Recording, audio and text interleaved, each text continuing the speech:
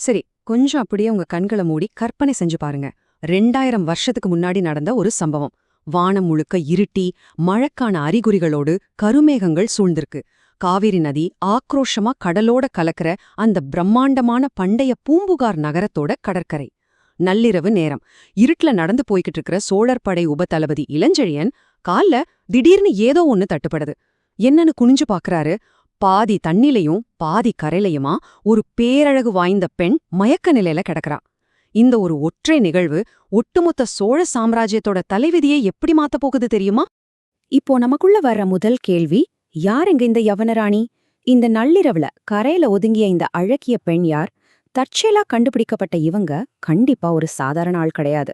இந்த ஒற்றை கேள்விதான் ஒரு மாபெரும் காவியத்தோட ஆணிவேராவே அமையுது.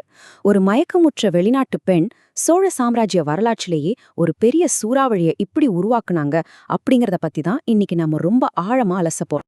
சாண்டில்யன் அவர்களோட சரித்திர புனைவான யவனராணி அப்படிங்கிற இந்த மாபெரும் இலக்கிய படைப்போட சுவாரஸ்யமான அலசலுக்கு உங்களை வரவேற்கிறேன். இன்னைக்கு நாம இந்த படைப்புல இருக்கிற தரவுகள், வரலாற்று ஆவணங்களை சார்ந்து பார்க்க போறோம்.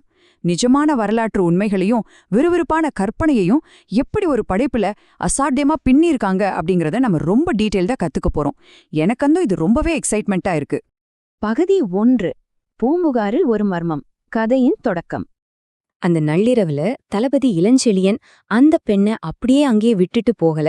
யவன வீரர்களோட கண்லையோ இல்ல தங்களோட சொந்த நாட்டு வீரர்களோட கண்லையும் படக்கூடாது அப்படிங்கறதுக்காக அவங்கள தன் கைகள்ல ஏந்திக்கிட்டு திட்டிவாசல் வழியா ரொம்ப ரகசியமா நகர்க்குள்ள நுழைறாரு. இப்போ நம்ம கவனிக்க வேண்டிய ஒரு முக்கியமான விஷயம் என்னன்னா, இது நடக்கிற காலகட்டம் சுமார் 2000 வருஷத்துக்கு முந்தே சோழ பேரரசு. இது சும்மா சாதாரண காலம் இல்லைங்க. கடல் கடந்த வியாபாரம் செஞ்சு சீரும் சிறப்புமா வாழ்ந்த ஒரு உண்மையான பொற்காலம். அன்றைய பூம்புகார் நகரத்தோட பிரம்மாண்டத்தை பாருங்களே. எகிப்தியர்கள், சீனர்கள், கடாரத்தார்னு சொல்லப்படுற மலேசியர்கள், ரொமானியர்கள், கிரேக்கர்கள்னு பல நாட்டு வணிகர்கள் அங்கு குவிஞ்சிருந்தாங்க. உலகமே நம்ம தமிழகத்தை அண்ணாந்து பார்த்த ஒரு காலகட்டம் அது. இத நாம வெறும் கதையா மட்டும் கடந்து போக முடியாது. இது பழந்தமிழர்களோட சர்வதேச தொடர்புகளுக்கு ஒரு மிகப்பெரிய சான்று. பகுதி 2. மறுபிறவி எடுத்த பொற்காலம். வரலாறும் புனைவும் இணையும் புள்ளி. சாண்டில்யன் அவர்கள் இத வெறும் விறுவிறுப்புக்காக மட்டும் எழுதலங்க. சங்க இலக்கிய தரவுகள், வரலாற்று சான்றுகள் எல்லாத்தையும் ஒன்னு திரட்டி இதை உருவாக்கியிருக்காரு. இப்போ யவனர்னா யாருன்னு ஒரு கேள்வி வரும். பண்டைய தமிழகத்துல தங்கி வணிகம் செஞ்ச, அப்புறம் சோழர் படையில மெய்காப்பாளர்களாகவும் வீரர்களாகவும் வேலை பார்த்த கிரேக்கர்களையும் ரோமானியர்களையும் தான் தமிழர்கள் யவனர்னு கூப்பிட்டாங்க. சொல்லப்போனா ஹிப்பாலஸ் அப்படிங்கிற ஒரு கிரேக்க வீரர் நம்ம ஹீரோ இளஞ்செழியனுக்கு ரொம்பவே விசுவாசமான போர் வீரனா இருக்கிறது நீங்க இதுல பார்க்கலாம். இப்போ கதையோட மிக முக்கியமான அரசியல் பிரச்சனைக்கு வருவோம். சோழ பேரரசர் இளஞ்சேட் சென்னி சதியால் கொல்லப்படுறாரு. அவரோட மகனான இளவரசனோட கால்கள் நெருப்புல கருகிடுது. ஆமாங்க, பின்னாடி கரிகாலன்னு உலகமே கொண்டாட போற அந்த மன்னனை காப்பாற்றி மறுபடியும் சோழ அரியணையில உட்கார வைக்கிறது தான் இந்த மொத்த படைப்போட மிகப்பெரிய இலக்கு. கேட்கவே கூஸ்பம்ஸா இருக்குல்ல.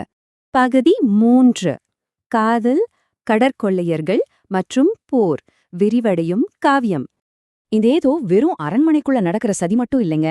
இந்த கதை லிட்ரலா பல கண்டங்களை தாண்டி பயணிக்குது. ஒரு ஹாலிவுட் ஆக்ஷன் படம் மாதிரி.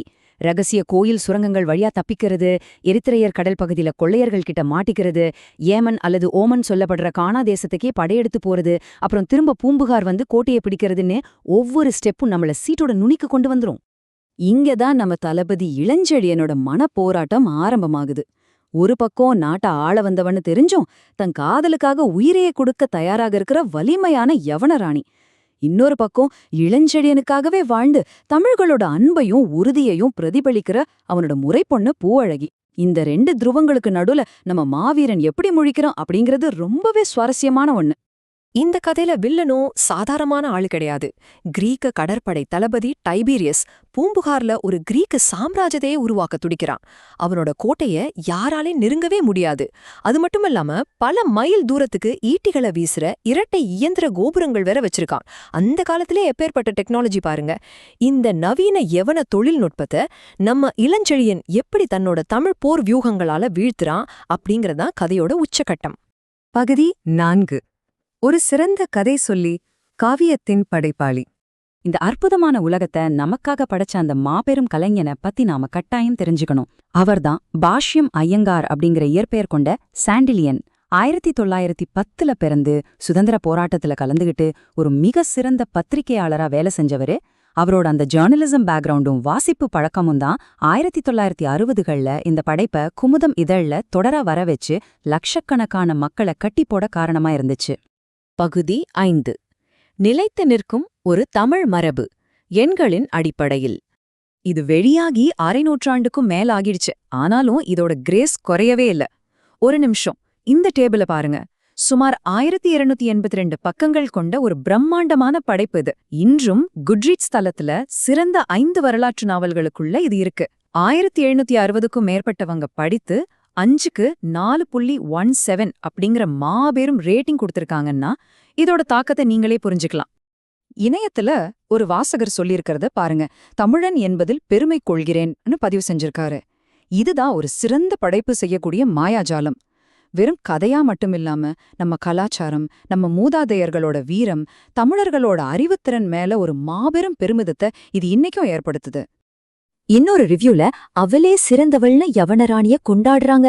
2000 வருஷத்துக்கு முந்தைய ஒரு வெளிநாட்டு பெண் கதாபாத்திரம் இன்னிக்கும் தமிழ் வாசகர்களோட மனச ஆட்சி செஞ்சுக்கிட்டு இருக்காங்கன்னா அதுக்கு காரணம் அந்த வலிமையான கேரக்டர் டிசைன் தான்.